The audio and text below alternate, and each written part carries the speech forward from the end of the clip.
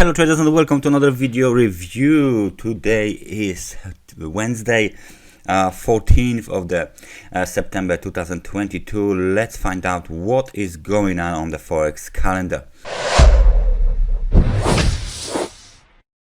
We got some data overnight, of course, mostly from the New Zealand and from the Japan, but they were not that much important. The key event of today, the CPI prices from the UK, had been published already, and as you can see, CPI is going down. 9.9% was the actual reading, forecast was 10.2, previous reading 10.1, so very nice data from the UK on the inflationary current state of things. We got the ECB in Rena will give a speech at 9:30 in the morning. This guy is from the Eurozone. Moreover, we got more speeches later on at 1 o'clock Lane, and at 2 o'clock McCall will give a speech as well. Between this two speeches, we got the industrial production data scheduled for release at 11 o'clock, of course, from the Eurozone. Another event of today during the New York session is the core PPI and the PPI data, producer price index data from the US. The market expects drop from minus 0.5% to minus 0.1%. and the core PPI to increase from 0.2% to 0.3%. Yesterday's inflationary data surprised market participants, and we will talk about this kind of data later on during the technical part of our review. Manufacturing sales from Canada scheduled for release 2:30, and then at 4:30 we got crude oil inventories scheduled for release during the afternoon, of course. So for all of you crude oil traders, might be very interesting data here. So let's start with the yesterday's CPI data from the US and today's anticipation of the producer price index. This is the S&P 500 index on a daily time frame chart, and this is the result of today's bigger than expected, way bigger than expected data on the front of the inflation. The sell-off came right from the level of 4,114, just where the supply zone is. This is our supply zone right now, and as you can see, it's not that easy to break above this supply zone. We almost hit this trend line for the third time. So right now we are just hovering above this trend line.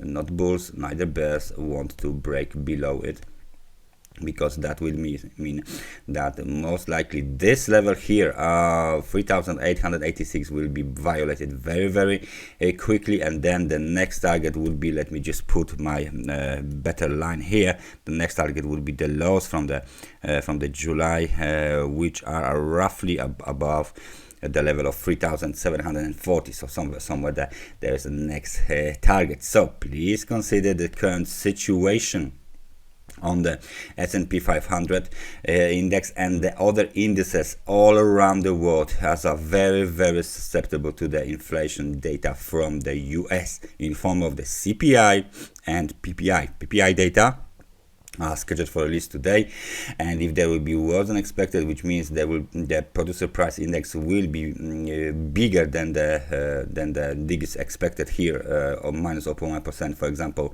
minus 0.4, minus 0.7 or something like this, then of course this market might just drop like a stone, because that would suggest the Fed doesn't cope with the inflation, and the current interest rates are not enough levels, right? So they need to hike the interest rates, which means no more cheap dollar, which means no more buying stocks for the cheap dollars, which means risk is off, and we will most likely on this indices see a kind of a sell-off kind of a price action, right? So those levels might be easily tested even today. So that's the S&P 500. However, this situation is typical for any other market. Yesterday's, after the bad and expected inflationary data from the US, all of the markets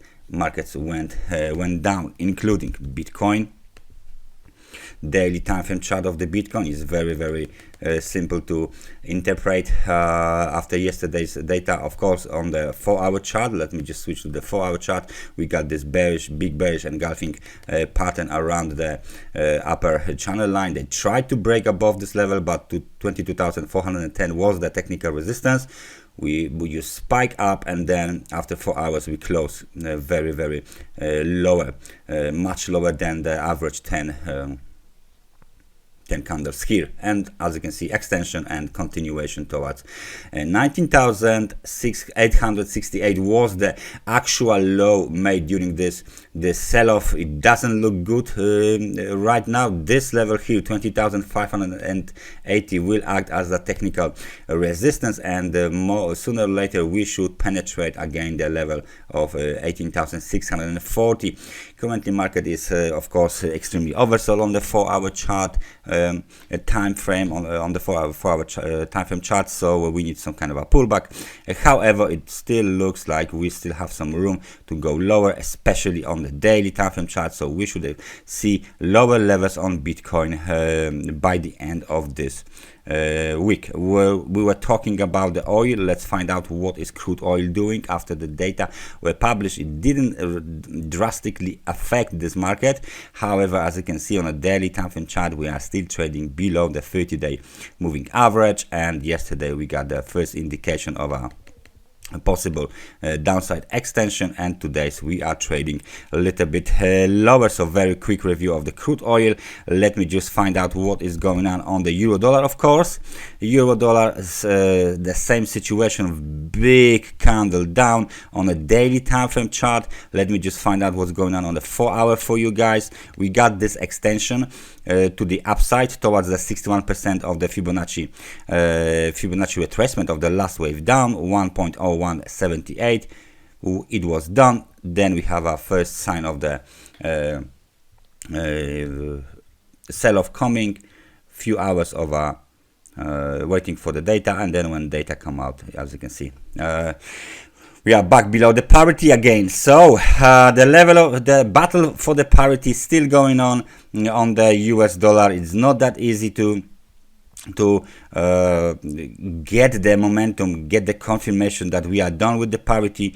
As you can see, the recent bounce from the level of 9,865 just retraced around 61% of the previous wave to the downside. So that's a typical corrective behavior of this market. We should expect another wave to the downside soon. Let me just find out what is going on the US dollar index.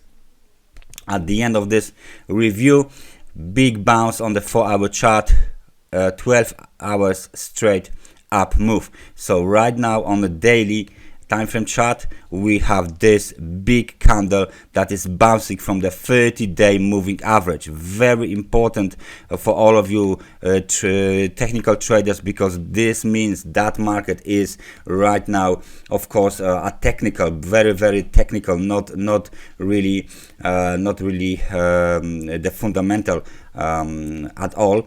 After the, of course, data triggered the move, so we got very nice move to the upside, and this is the main theme being right now played on the US dollar index across the board. If the US dollar index goes up, that means of course the inflationary pressure in form of the CPI, PPI and so on is worse than anyone expected, which means more hikes and no cheap dollar and no cheap stocks, no stocks to buy for the cheap dollar. So the dollar will be bought all over the board. So I'm not surprised to see 110.78 by the end of this week, even by the end of this week, especially that momentum stays positive, stays strong after the bounce from the level of 50.